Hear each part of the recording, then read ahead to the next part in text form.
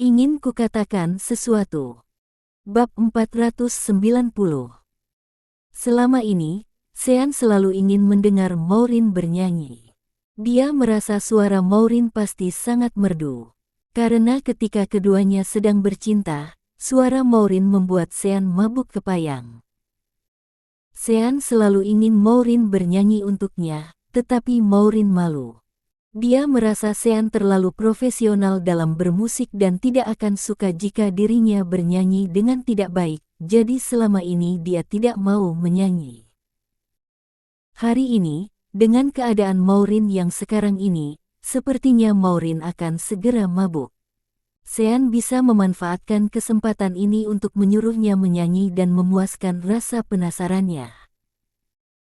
Di meja makan, Charles memandang Maureen dan berkata dengan penuh rasa bersalah, "Maureen, kakek tahu semua yang terjadi padamu dan Sean. Dulu semuanya karena Juan si anak nakal itu. Bisa-bisanya dia menyeretmu ke medan perang di Suriah, lalu membuatmu dan Sean melakukan hal semacam itu di dalam ruangan yang gelap dan kecil. Kakek minta maaf padamu atas nama Juan. Kakek harap kamu bisa memaafkannya." Petik 2. Charles mengambil gelas anggurnya. Dengan statusnya yang tinggi, dia bahkan berinisiatif meminta maaf pada cucu menantu perempuannya. Maureen buru-buru menuangkan lebih banyak alkohol, ikut mengangkat gelasnya, dan berkata, "Kakek, saya sudah sejak lama melupakan masalah itu." Petik 2. Martin buru-buru menambahkan, "Tuan Besar Charles, Anda tidak perlu berkata seperti itu. Menurut saya, Juan berbuat seperti itu bukan karena ingin melecehkan Maureen. Dia pasti merasa Maureen dan Sean sangat serasi, itu sebabnya dia sengaja ikut campur dalam pernikahan yang sudah ditakdirkan ini. Jika dilihat-lihat, kita justru harus berterima kasih pada Juan. Jika bukan karena dia, bagaimana mungkin keluarga kita bisa berbesan?" Petik 2. Putrinya sudah diperkosa, tetapi Martin sebagai ayahnya malah membela Juan. Dulu ketika mendengar nama Juan, Martin menggertakkan giginya dan ingin mengambil pisau untuk memotong-motong Juan. Tapi, sekarang terungkap bahwa pria yang memperkosa Maureen adalah pria luar biasa yang tidak bisa dijumpai dari berjuta-juta orang di Indonesia. Selain itu, keluarga Yuwono bahkan lebih hebat daripada keluarga Susetia. Hal yang paling penting adalah Maureen benar-benar jatuh cinta pada Sean dan sekarang dia sangat bahagia. Jadi, tidak ada orang yang mempermasalahkan hal ini. Pada saat ini, tiba-tiba Tian mengamuk, Juan benar-benar keterlaluan. Bisa-bisanya melakukan hal seperti itu pada Sean dan Maureen. Maureen, jangan khawatir. Nanti saat Juan kembali, aku akan membantumu memberinya pelajaran. Petik 2. Maureen sangat tersentuh. "Terima kasih, Kak Tian. Tidak perlu memberinya pelajaran. Aku sudah memaafkannya." Petik 2. Charles mengangguk lega. "Maureen, ada satu hal lagi. Kali ini kamu datang ke Inggris, jadi kakek ingin memasukkanmu secara resmi ke dalam keluarga Yuwono kami. Mulai sekarang, kamu menantu keluarga Yuwono kami dan dapat mewarisi semua aset keluarga Yuwono." Petik 2. Tian mengubah amarahnya menjadi senyuman dan berkata, "Adik ipar, aku tahu keluarga Susetia juga sangat kaya, tetapi dibandingkan dengan keluarga Yuwono kami, bisa dibilang itu tidak seberapa. Aset keluarga Yuwono kami berada di luar imajinasimu. Selamat." Petik 2. Yumi ikut tersenyum dan berkata, "Selamat, Maureen." Petik 2. Maureen jelas sangat senang. Akhirnya dia diakui sebagai menantu keluarga Yuwono dan dapat dimasukkan ke dalam daftar warisan. Dia memenuhi syarat untuk mewarisi harta warisan keluarga Yuwono. Tidak setiap orang yang menikahi Sean memiliki kualifikasi ini. Meskipun Giana pernah menikah dengan Sean sebelumnya, dia tidak diakui keluarga Yuwono. "Terima kasih, kakek." "Terima kasih, Kak Juan, Kak Yumi. Petik 2. Maureen yang merasa senang pun mengangkat gelasnya dan menegaknya sampai habis. Hei, hei. Melihat Maureen minum lagi, Sean tidak bisa menghentikannya dan merasa istrinya pasti mabuk malam ini. Benar saja, setelah mengobrol dengan keluarganya, Maureen mulai melantur. Sean memanfaatkan kesempatan untuk memberinya mikrofon. Sayang, hari ini begitu menggembirakan.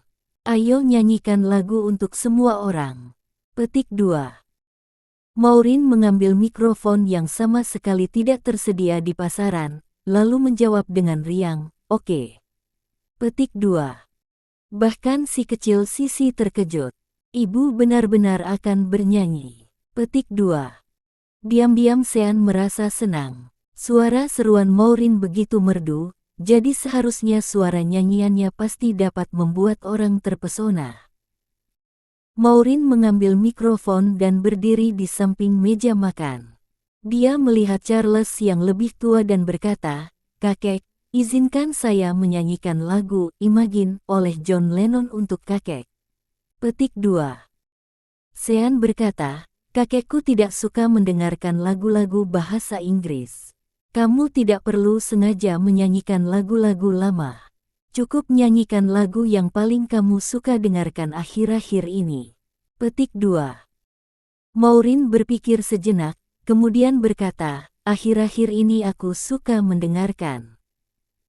Lagu favorit Maureen baru-baru ini adalah Tak Ingin Usai. Maureen memandang Sean. "Kalau begitu, aku akan menyanyikan Tak Ingin Usai. Sayang, bisakah kamu mengiringiku?" Petik 2. Maureen tahu Sean bisa memainkan banyak alat musik, jadi bernyanyi tanpa diiringi musik jelas tidak sebagus jika diiringi musik. Namun, Sean duduk di kursi tanpa bergerak. "Aku ini tuan muda. Mana mungkin aku turun tangan sendiri." Petik 2. Tanpa diduga, ketika tiba di rumahnya sendiri, Sean bahkan bersikap sebagai tuan muda. Biasanya dia melakukan semua hal di rumah Maureen, bahkan memasak dan merapikan tempat tidur sendiri. Maureen cemberut dan merasa agak tidak senang, kemudian mulai bernyanyi tanpa diiringi musik. "Berdiriku memutar waktu, teringat kamu yang dulu." Suara Maureen benar-benar indah. Dia langsung merebut hati Sean dan membuatnya mengingat semua momen indah bersamanya.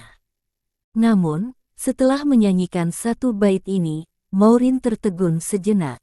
Karena dia mendapati bahwa setelah selesai menyanyikan satu bait ini, suara petikan gitar serta suara piano dan drum tiba-tiba terdengar di sana.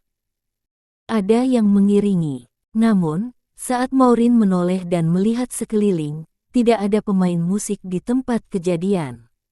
Maureen merasa sangat penasaran. Tanpa musisi, dari mana datangnya suara gitar, piano, dan drum? Sean tersenyum. "Istri konyol. Kamu belum pernah melihat teknologi rahasia keluarga Yuwono kami rupanya." Petik 2. Alasan mengapa Sean tidak mengiringinya adalah karena sistem pengiring otomatis terpasang di rumah ini. Saat Maureen menyanyikan sebuah lagu, sistem akan segera memuat instrumen sumber suara lembutnya serta mengidentifikasi kunci dan gaya lagu, kemudian mengiringinya.